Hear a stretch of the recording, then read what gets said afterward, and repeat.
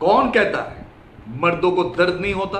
कौन कहता है मर्दों को रोना नहीं आता? सोसाइटी मर्दों को एक रोबोट की तरह देखते हैं जो बचपन में स्टडी करेगा, यौवन में कमाएगा और शादी के बाद बीवी और बच्चे को खुश करने के लिए खून पसीना एक कर देगा। और बुढ़ापे में अगर गवर्नमेंट जॉब नहीं होते तो यहां वहां ठोकर खाएगा। ये तो था एक happy normal regular fit life का स्टोरी, लेकिन हर टाइम ऐसा नहीं होता है।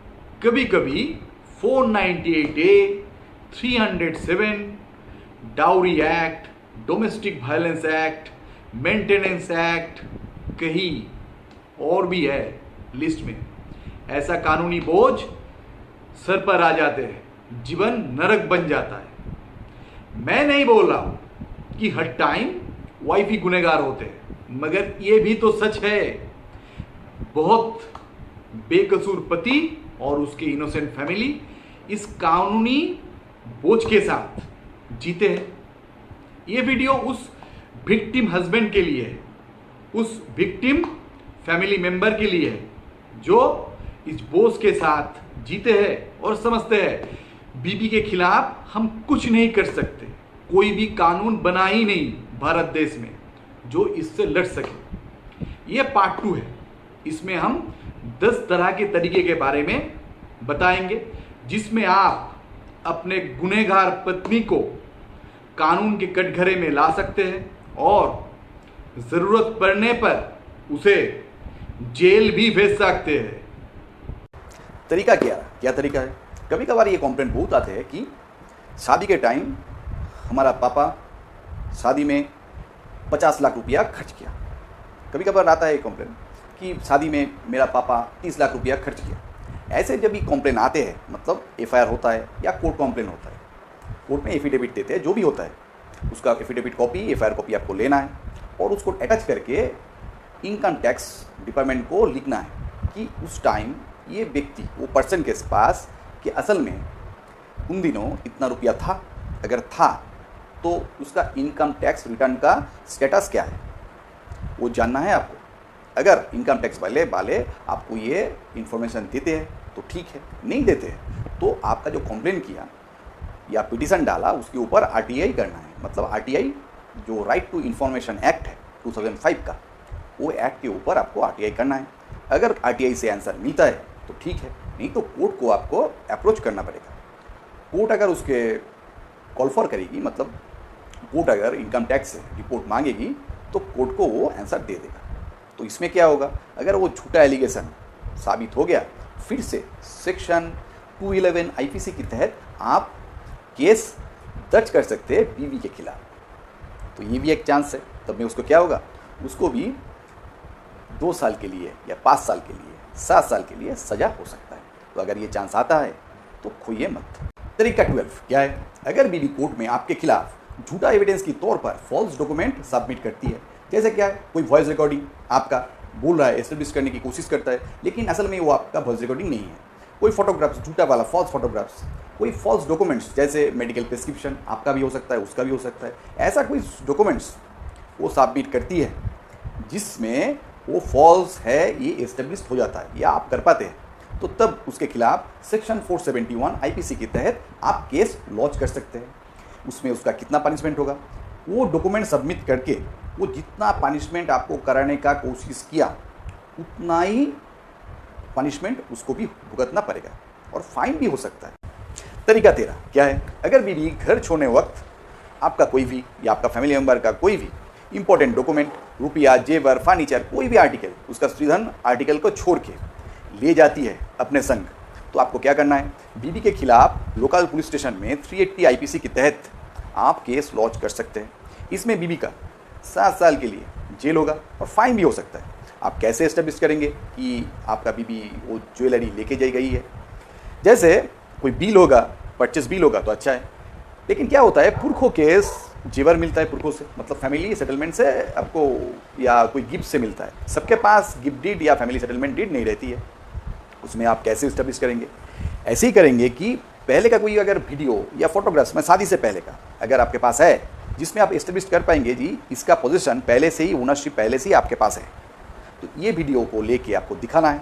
और बीबी को क्या करेगी, वो जेवर जब भी आपके घर से लेगा तो उसके पास वो जब भी कोई शादी या कोई पार्टी अटेंड करेगा तो सेल्फी तो उठाएगा, और सेल्फी उठाएगा फेसबुक में वो या कोई भी इंस्टाग्राम में अपलोड करेगी।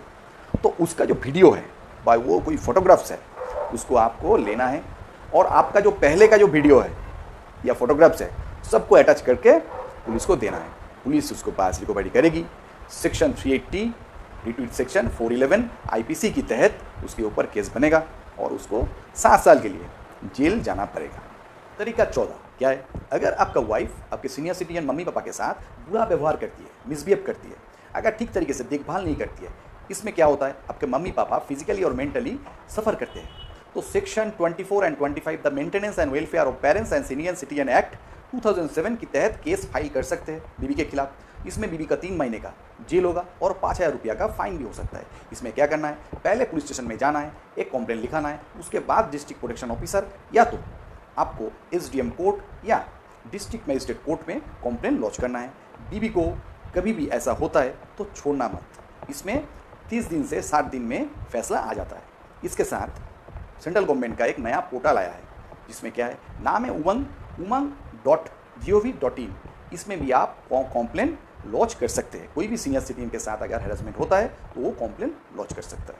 तरीका 15 इसमें क्या है, इसमें यही है कि अगर वाइफ सीनियर सिटीजन सास ससुर के प्रॉपर्टी में गैर कानूनी तरीके से हक जमाती है और सास ससुर को प्रॉपर्टी से इविक्ट करती है, मतलब उसको बेदखल करती है, तब सेक्शन 32 और section 33 the maintenance and welfare of parents and senior citizen act 2007 अर्थात शॉर्ट में बोलते हैं सीनियर सिटीजन एक्ट के तहत केस फाइल कर सकते हैं। इसमें भी बीबी को पनिशमेंट होगी। कैसे कंप्लेंट लॉन्च करें, पहले क्या है, आपको पुलिस स्टेशन जाना है, एक फॉर्मल कंप्लेंट देना है। उसके बाद वो कंप्लेंट का जो रिसिप्ट कॉपी है उसको लेके district social welfare officer, district protection officer या तो वुमेन कमीशन, एसडीएम कोर्ट या तो डिस्ट्रिक्ट मजिस्ट्रेट कोर्ट या तो डिस्ट्रिक्ट कलेक्टर के पास आपको जाना है और प्रोटेक्शन ऑर्डर की क्लेम करना है, और आपको 30 दिन से 60 दिन में प्रोटेक्शन ऑर्डर मिल जाएगा। इसके अलावा हाल ही में क्या हुआ, सेंट्रल गवर्नमेंट का एक पोर्टल आया है, उसका नाम है umang.gov.in। इसमें भी आप कंप्लेंट लॉन्च कर सकते हैं। इसमें भी तुरंत आपको प्रोटेक्शन ऑर्डर जो मिलता है, जो प्रोसेस है, वो प्रक्रिया शुरू होगी। तरीका 16 इसमें कॉमन प्रॉब्लम के बारे में बात करेंगे। बीबी 498A आईपीसी के तहत केस करती है, बीबी 125 सीआरपीसी के तहत मेंटेनेंस का केस भी करती है। उसके बाद वो क्या करती है, वो तो घर में नहीं रहती है, वो मायके चल जाती है। मायके से कभी कभार क्या करती है, मायके वाले को या मर्द जो उसका जो फैमिली मेम्बर है उसको लेके, मम्मी को लेके, बहन को लेके आ जाती है आपके घर में, आके आपके साथ झगड़ा करती है। अगर मेंटेनेंस फेल हो गया उसके ऊपर, या तो कई भी डिमांड लेके आती है, आप भी क्या करते हैं, झगड़ा में उलझ जाते हैं। उसके बाद क्या करती है, लौटते वक्त आपका पुलिस स्टेशन में या तो उसकी खुद का पुलिस स्टेशन में केस लॉन्च करते हैं। कौन सा सेक्शन का, 341, 323, 506, 509, 354 या 34 आईपीसी के तहत केस लॉन्च करती है। मतलब उसमें मॉलेस्टेशन भी है, धमकी भी है, थ्रेट है, मार पिटाई है, या उसमें लड़की लोगों को गाली गलौज भी है, सब मिला के एक केस आप लोगों के खिलाफ लॉन्च करते हैं। आपको बेल लेना पड़ता है, फिर एक केस, खर्चा उससे भी ज़्यादा आएगा, इतना लोगों का बेल करना पड़ेगा। तो इसमें क्या करती है, आप चुप से घर में बैठ जाते हैं, मतलब कोई प्रतिवाद नहीं करते, मतलब कोई प्रोटेस्ट नहीं करते आप। लेकिन ऐसा नहीं करने का है, आपको भी प्रोटेस्ट करना है। जब ये ऐसा होता है, आपको भी आपके थाने में जाके आपको मम्मी या बहन को देके उन लोगों के खिलाफ काउंटर केस दाखिल करना है। मतलब आपके साथ अगर कोई धक्का मुक्का होता है, आपके साथ कोई अगर कोई मतलब स्कफलिंग होता है, झगड़ा होता है, तो एक तरफा तो नहीं होता है, दोनों ही उसमें इन्वॉल्व होता है। कोई भी झगड़ा, कोई भी हाथापाई में एक पार्टी इन्वॉल्व नहीं होता है, कभी 2 पार्टी का ही गुनाह होता है, 2 पार्टी उसमें इन्वॉल्व होता है। तो इसलिए उन लोगों के खिलाफ भी काउंटर केस दाखिल करना है। यही सेक्शन के ऊपर अगर आप केस करेंगे तो बीबी का जो मायके वाले हैं, बीबी सबको 7 साल तक सज़ा हो सकता है, उसके ऊपर फाइन भी हो सकता है। अगर आपके साथ ऐसा होता है तो डरिए मत, आवाज़ उठाइए, पुलिस स्टेशन जाइए और केस लॉन्च कीजिए। अगर पुलिस स्टेशन में कंप्लेंट लॉन्च करते हैं तो ठीक है, नहीं तो 156/3 सीआरपीसी के तहत कंप्लेंट कर सकते हैं कोर्ट में। अगर वो भी नहीं होता है तो 200 सीआरपीसी के तहत कोर्ट में प्राइवेट कंप्लेंट लॉन्च कर सकते हैं। लेकिन आपको करना है ज़रूर, अगर दो पार्टी केस होगा तो दो पार्टी अंडरस्टैंडिंग में आएगा, या तो दो पार्टी का जो फैसला होगा कोर्ट सुनाएगा। लेकिन आप पर अगर डिफेंस करते हैं आप, देखिए डिफेंस का सबसे अच्छा पॉलिसी है अटैक करना। आपके ऊपर अटैक आता है, आपको भी अटैक करना है। आपको एक मुक्का मारा है, आपको भी मुक्के का जवाब देना है, ठीक है।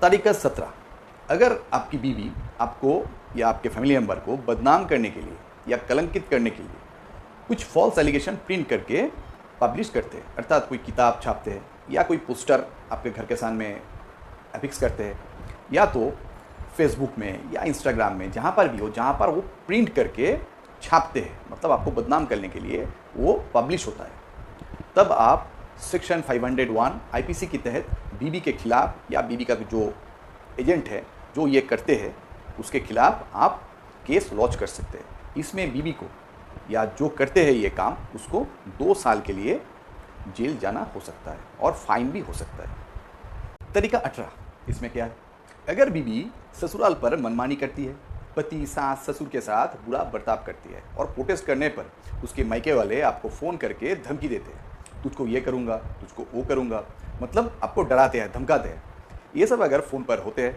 तो क्या करना है, कॉल को रिकॉर्ड करना है, एविडेंस आपके पास आ गया, इसके बाद क्या करना है, पुलिस स्टेशन में जाना है और एक जेनरल डायरी लॉन्च करना है बीवी का जो फैमिली मेम्बर जो आपको धमकी देते हैं उसके नाम पर, और पुलिस को अप्रोच करना है कि सर एक 506 आईपीसी के तहत एक एनसीआर मतलब नॉन कॉग्निजेबल रिपोर्ट आप दर्ज कीजिए।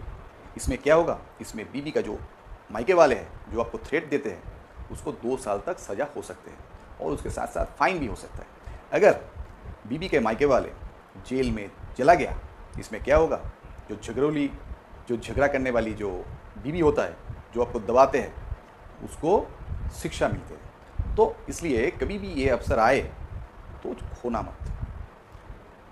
माफ़ी उसी को करते हैं जो माफ़ी का योग्य होता है। तरीका 19 मतलब 19, बीवी अगर रोज़ खिचखिच करती है, अगर झगड़ा करती है, मेंटली आपको या आपके फैमिली मेम्बर को हैरेसमेंट करती है, घर की शांति को विघ्नित करती है, कभी कभी बीवी मायके वाले को लाकर फिर से घर का शांति को और भी मतलब अशांत कर देती है, तब आपको क्या करना है, पुलिस स्टेशन जाना है, बीवी और जो मायके वाले हैं उन सबके खिलाफ एक जनरल डायरी लिखाना है और वो जनरल डायरी का कॉपी लेके एसडीएम कोर्ट या डिस्ट्रिक्ट मजिस्ट्रेट कोर्ट में आप जा सकते हैं और वहाँ पर जाके बीवी और जो मायके वाले हैं उन लोगों का उसके खिलाफ एक 107 सीआरपीसी के तहत एप्लीकेशन डालिए और एसडीएम कोर्ट आपके बीवी को 1 साल तक पीस बॉन्ड इशू करेगा। और अगर ये पीस बॉन्ड चलते फिर से बीवी और उसके मायके वाले आके झमेला झगड़ा करती है या घर में आपका बीवी अशांत करती है तो क्या करने का है, फिर से बीवी के खिलाफ रिपीटेड टाइम 107 सीआरपीसी के तहत एप्लीकेशन डालना है, वही एसडीएम कोर्ट में। तो क्या करेगी कोर्ट इस बार सेक्शन 113 सीआरपीसी के तहत अरेस्ट वारंट इशू करेगी जिसमें वो पीस बॉन्ड का जो कंडीशन है वो फॉलो नहीं करता है इस जुर्म पर, इसमें बीवी को जेल जाना हो सकता है और फाइन भी हो सकता है। तरीका 20, ये जो है बहुत ही एक कॉमन प्रॉब्लम है।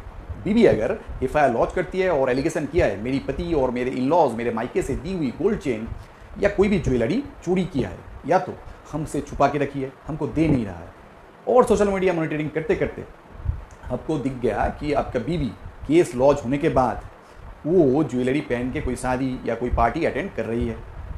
कैसे मालूम हुआ, उसका कोई दोस्त या कोई रिश्तेदार वो पिक्चर या फोटोग्राफ वीडियोस क्या किया, सोशल मीडिया पे अपलोड किया। आपको क्या करना है, वो जुगाड़ करना है और जुगाड़ करके सेक्शन 482 सीआरपीसी के तहत कोर्ट में एफआईआर क्वाशिंग एप्लीकेशन आप कर सकते हैं।